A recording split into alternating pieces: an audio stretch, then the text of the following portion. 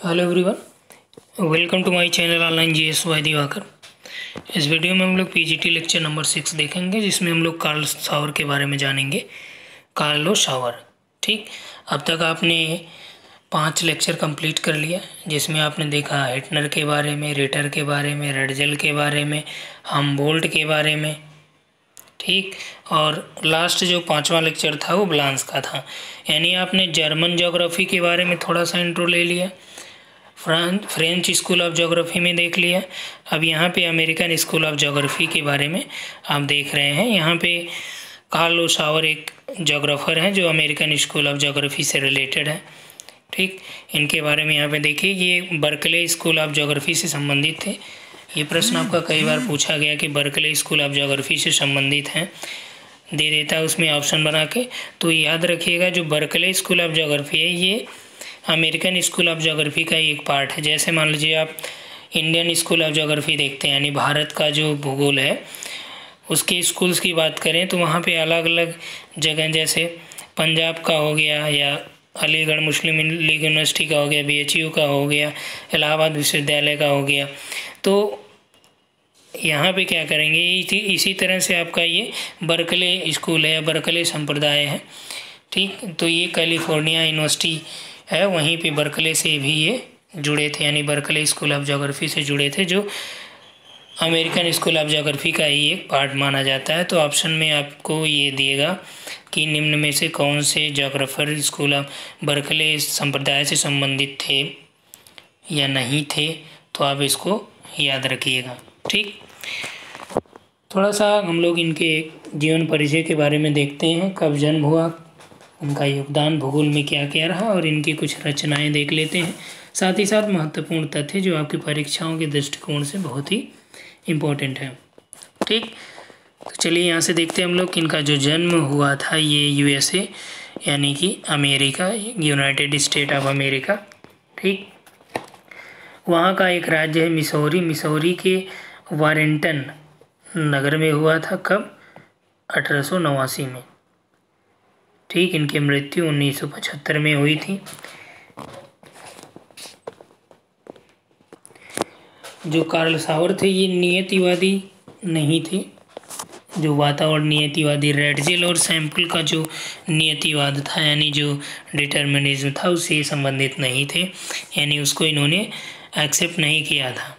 बल्कि ये जो भी अपना ऑब्जर्वेशन करते थे, यानी एक प्रकार से ये संभववादी भूगोलवेत्ता कहे जा सकते हैं। फिलहाल ये संभववाद के साथ साथ आधुनिक वातावरण निश्चयवाद को भी वरीयता देते थे, यानी कि इन्होंने मानव और वातावरण दोनों संबंधों के बारे में बात किया। ठीक है, राइट, मानव वातावरण दोनों के संबंधों के पे विशेष प्रभाव इनका रहा है कार्लो शावर का। इन्होंने जो शोध कार्य किया, शोध कार्य इनका सेलिसबरी महोदय हैं, उन्हीं के मार्गदर्शन में हुआ। और जो इनका टॉपिक था, और ये कब प्राप्त किए, 1915 में इनको डॉक्टरेट मिली। और जो इनका शोध विषय था साइट एंड कल्चर एट वेलिकोटा। ये जर्मन और फ्रेंच, साथ ही साथ अंग्रेजी के प्रकांड विद्वान भी थे।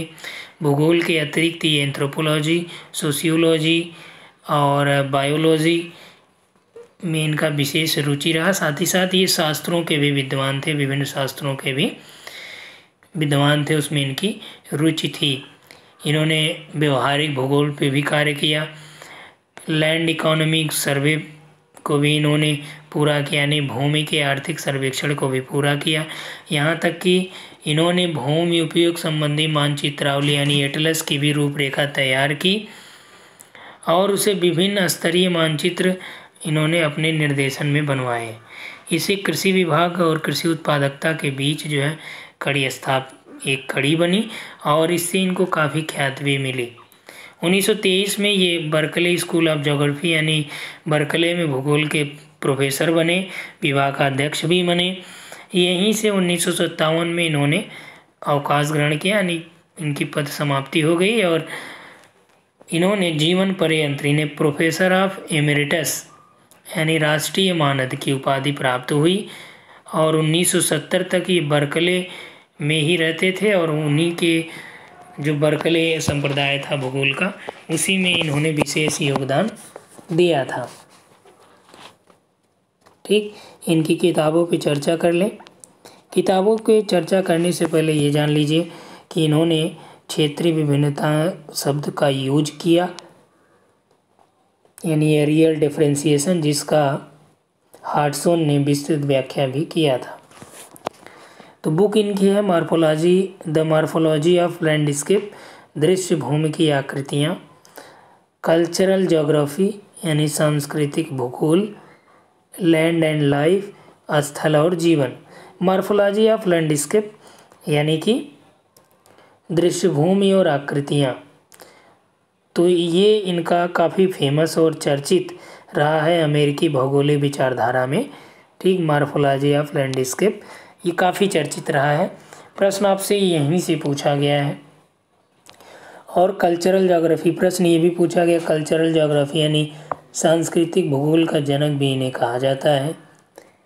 कल्चरल ज्योग्राफी, इसमें इन्होंने प्राचीन और अभिनव जो संस्कृतियां हैं उसके विशेष वर्तमान और ऐतिहासिक स्वरूपों की भी इन्होंने व्याख्या किया। साथ ही साथ लैंड एंड लाइफ यानी कि स्थल और जीवन का भी इन्होंने जिक्र किया।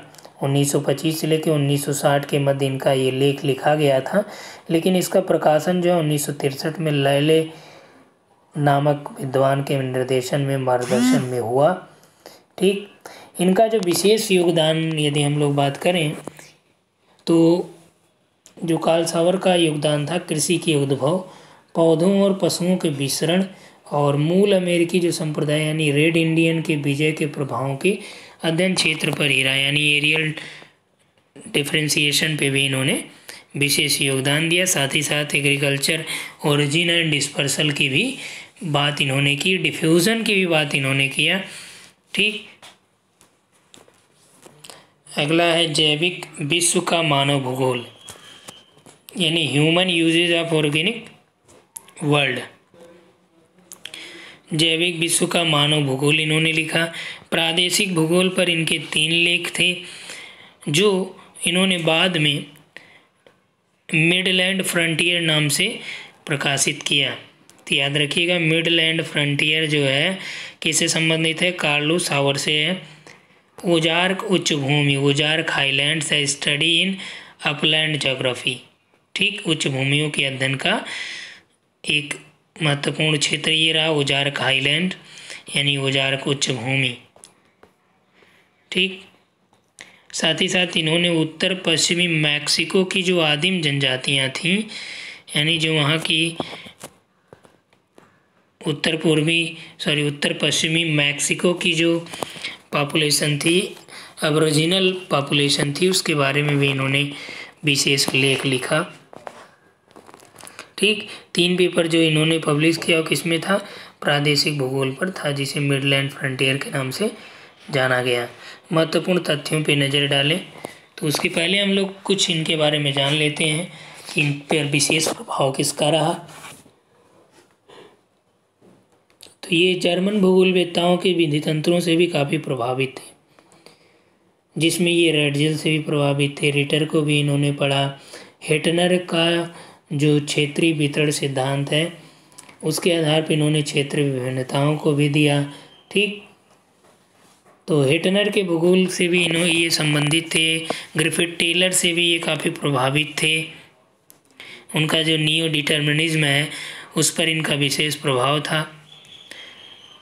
सांस्कृतिक भूगोल के सभी पक्षों पे इन्होंने कल्चरल लैंडस्केप शब्द का भी उपयोग किया, यानी कि जहाँ भी आपको ये दिख जाए आप आँख मूंद के क्या लगाएंगे, कार्लो सावर लगाएंगे। कार्लो सावर संभववाद के समर्थक थे, लेकिन उन्होंने आधुनिक निश्चयवाद को भी अपनाया था, यानी उसको भी ये मानते थे। समझ में आई बात? ये संभववादी थे ही थे, लेकिन ये संभववाद के साथ साथ नियतिवाद को भी मानते थे, यानी मानव और प्रकृति के मध्य समायोजन को भी ये मानते थे। इन्होंने ऐतिहासिक भूगोल शब्द को दिया, उसके बारे में विस्तृत व्याख्या भी की। इनका ये मानना था कि भूदृश्य किसी क्षेत्र की स्वतंत्र इकाइयाँ होती। स्टेटमेंट आपसे पूछा जाएगा पीजीटी में याद रखिएगा, स्टेटमेंट पूछा जाता है। इतिहास कब का वैज्ञानिक अध्ययन करता है और भूगोल कहाँ का, ये भी इन्होंने इसके बारे में बताया। और बर्कले स्कूल ऑफ ज्योग्राफी से संबंधित है, जिसका चर्चा हमने शुरुआत में कर ही दिया है। जर्मन भूगोलवेत्ताओं से काफ़ी प्रभावित थे, उनके विधि तंत्रों से भी, मेथोडोलॉजी से भी काफ़ी ये प्रभावित थे। भूगोल के बारे में इन्होंने कहा कि भूगोल क्षेत्र, प्रदेश एवं भूदृश्य के बारे में विचार व्यक्त करने का विषय है। ये देखिए क्या लिखा है, ये बारे में लिखा है। ठीक, भूगोल जो है क्षेत्र, प्रदेश अथवा भूदृश्य लैंडस्केप के बारे में विचार व्यक्त करने का विषय है। किसी प्रदेश के भौगोलिक अध्ययन का प्रारंभ उसके पूर्व काल के भूगोल से होना चाहिए। यानी कि यदि आपको किसी प्रदेश का भौगोलिक अध्ययन करना है तो आपको क्या करना है, उसके प्राचीन या उसकी जो घटना क्रियाएँ हैं उसको आप वहाँ से अध्ययन करिए पूर्व काल का। उसके बाद अपने आप उस क्षेत्र का, उस प्रदेश का भौगोलिक अध्ययन आपको समझ आ जाएगा। उसी कालानुक्रम को व्यवस्थित कर उन्होंने स्वरूप, संरचना और कार्यों, यानी कि त्रिलक्षीय बात उन्होंने की थी कि स्वरूप, संरचना और फंक्शन, यानी कार्य, फॉर्म, स्ट्रक्चर और फंक्शंस, ये तीन महत्वपूर्ण है जो इन्होंने भूदृश्यों के अध्ययन के लिए बताए। इसने जर्मनी में प्रयुक्त जो लैंडस्केप शब्द था, जिसे स्लूटर और पासर्ज महोदय ने प्रतिपादित किया था, व्याख्या किया था, अवधारणा दी थी, उसका अंग्रेजी में इन्होंने विस्तार किया और उसे इन्होंने दृश्य भूमि कहा। तो प्रश्न आपसे आएगा कि लैंडस्केप या लैंडस्केप क्या शब्द है, क्या चीज़ है, किसने दिया, तो जर्मन भाषा का है और स्लूटर महोदय ने इसमें इस अवधारणा को दिया। मानव अपनी संस्कृति और समाज की व्यवस्था एवं स्वयं के आचरण स्तर के अनुसार भौतिक और जैविक लक्षणों को प्रभावित करता है, ये इनका मानना था। ठीक, सांस्कृतिक दृश्यभूमि के बारे में इन्होंने बताया कि लैंडस्केप यानी कल्चरल लैंडस्केप, जैसे मानव द्वारा निर्मित जो भूदृश्य हैं उसको हम लोग सांस्कृतिक दृष्टिभूमि के अंतर्गत मान सकते हैं। भूतल पर दृश्यभूमि का विकास कोई विशिष्ट घटना नहीं है, वह तो भूतल का एक अंग है और वास्तविकता भी है। ठीक, यानी पूर्वकालीन अध्ययन दृश्यभूमि विश्लेषण एवं व्याख्या के लिए आवश्यक है। सर्वप्रथम अमेरिका में क्षेत्रीय विभिन्नता शब्द इन्होंने दिया, यानी अमेरिकन स्कूल ऑफ ज्योग्राफी में क्षेत्रीय विभिन्नता या इस एरियल डिफरेंशिएशन शब्द का उपयोग भी इन्होंने ही किया। ठीक, इसकी संकल्पना को दिया। इसको इन्होंने हेटनर के क्षेत्र वितरण विज्ञान से संबंध बताया और उन्होंने ये बताया कि इसको तभी एक्सेप्ट किया जब ये हेटनर के भूगोल के एकाकार के रूप में प्रबल हामी बने रहे। यानी जब हेटनर के मत से, चूँकि हेटनर को भी इन्होंने फॉलो किया था, भूमि उपयोग और आर्थिक विकास हेतु इन्होंने सर्वेक्षण भी किया 1915 में, और ये पैटागोनिया का इन्होंने सर्वेक्षण किया था। ठीक, कार्ल सावर और सर जॉन्स दोनों ने मिल के इसके बारे में बताया। और हार्टसोन महोदय कार्ल सावर के बारे में कहते हैं कि कार्ल सावर का जो दृश्य भूमि है वो शब्द जो है इन्होंने दोहरे अर्थों में प्रयोग किया। हार्टसोन कहते हैं कि दृश्यभूमि शब्द के अंतर्गत मानव एवं भौतिक दोनों ही परिवेश के लक्षण आ जाते हैं। मानव और भूमि दोनों ही परिवेश के लक्षण आ जाते हैं। क्योंकि इनका जो कई चीज़ें हैं वो पीजेम्स का जो ऑल पॉसिबल वर्ड्स बुक है, याद रखिए, all possible book, all possible world, ये बुक है। ठीक, किसकी है, जेम्स की, पी जेम्स। ठीक, उनकी बुक में ये लिखा गया है कि हार्टसोन ने दृश्य भूमि को क्या कहा। ये कार्ल सावर की जो दृश्य भूमि थी उसके बारे में उन्होंने बोला कि कार्ल सावर ने तो लैंडस्केप शब्द को कई अर्थों में यूज किया है, और यहाँ पे उन्होंने माना कि दृश्य भूमि शब्द ये मानव और भौतिक दोनों ही परिवेशों के लक्षण इसमें विद्यमान हैं, पाए जाते हैं या देखे जाते हैं। ठीक, संभववाद के बारे में आपने देखा। क्षेत्रीय विभिन्नताओं के बारे में आपने देखा कि 1920 के आसपास इन्होंने क्षेत्रीय विभिन्नता शब्द का उपयोग किया था। ठीक। ऐतिहासिक भूगोल के बारे में आपने देखा और ये भी देखा आपने कि ऐतिहासिक भूगोल शब्द को किसने दिया, कार्ल सावर ने दिया। तो एक बार कार्ल सावर का रिवीजन कर लीजिए कि क्या क्या इन्होंने किया। ठीक। तो सबसे पहले नीचे से ही आप रिवीजन करते चलिए। इन्होंने सर्वप्रथम क्षेत्रीय विभिन्नता शब्द दिया। लैंडस्केप को इन्होंने अंग्रेजी में विस्तारित किया और जिसे लैंडस्केप बताया।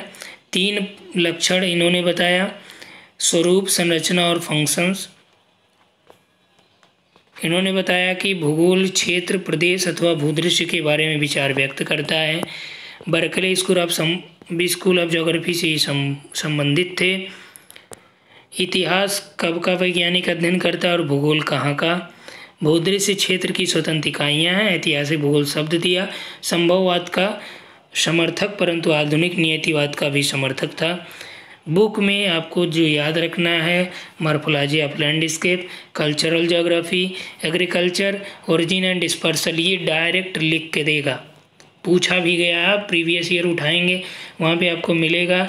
एग्रीकल्चर, ओरिजिन एंड डिस्पर्सल किसने दिया। साथ ही साथ पशुओं और पौधों के डिफ्यूज़न के भी बारे में इन्होंने बात किया। ठीक। ओजार्क हाईलैंड्स के बारे में भी इन्होंने बात किया।